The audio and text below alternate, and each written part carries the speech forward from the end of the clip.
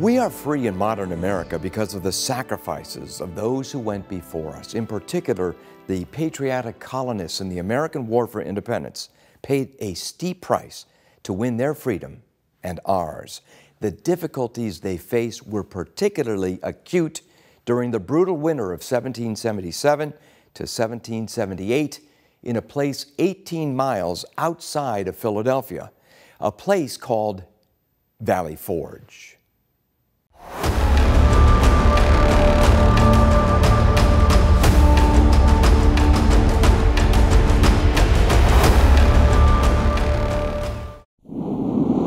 In the winter of 1777 to 1778, the British took over the city of Philadelphia.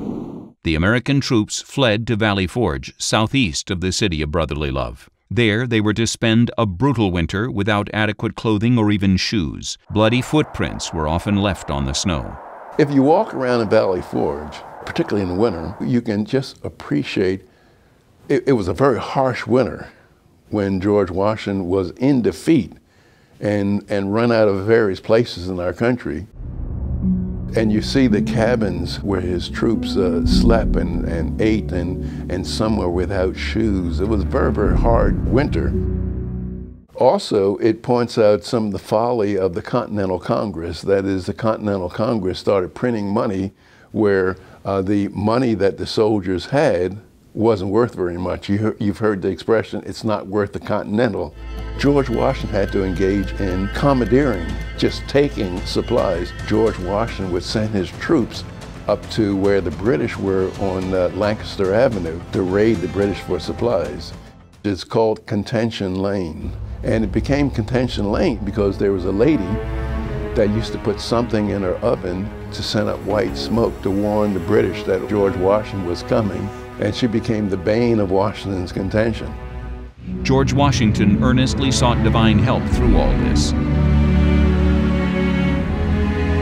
That included praying with others such as Reverend Peter John Gabriel Muhlenberg. So often when everything is quiet, we find Muhlenberg in quarters with General George Washington praying together, talking about the Word, reality of divine providence and how divine providence is actively involved in not only founding this nation, but leading this nation to a place where we will be successful in our overthrow of the British government's tyranny.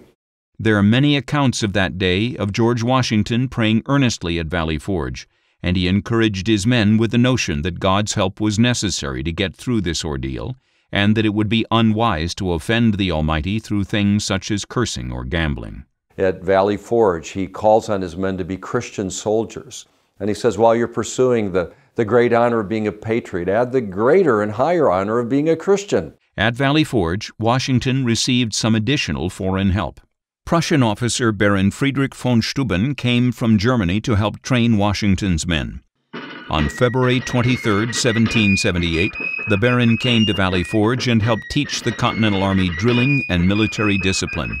The American Army going into Valley Forge in December of 1777 was not the same army that came out in the spring of 1778.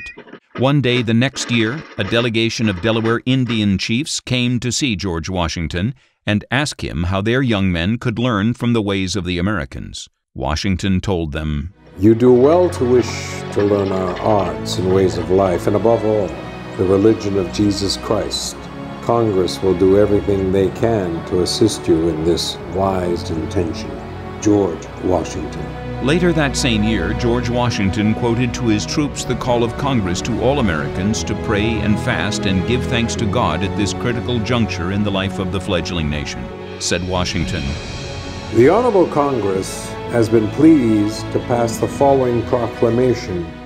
It becomes us humbly to approach the throne of Almighty God with gratitude and praise for the wonders which His goodness has wrought in conducting our forefathers to this Western world, and above all that He hath diffused the glorious light of the gospel, whereby, through the merits of our gracious Redeemer, we may become the heirs of His eternal glory. George Washington.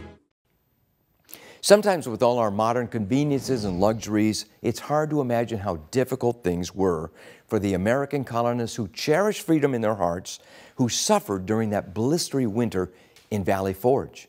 I read one account of how, on the one hand, the men huddled close to the fires, but then the smoke would get in their eyes, and so they would turn away, only to be met with freezing air. So soon they would turn back to the fire and get stung in their eyes again. Today, we enjoy our freedom because of the sacrifices of such men and their leader, George Washington, and God, who preserved them and helped us become a free nation.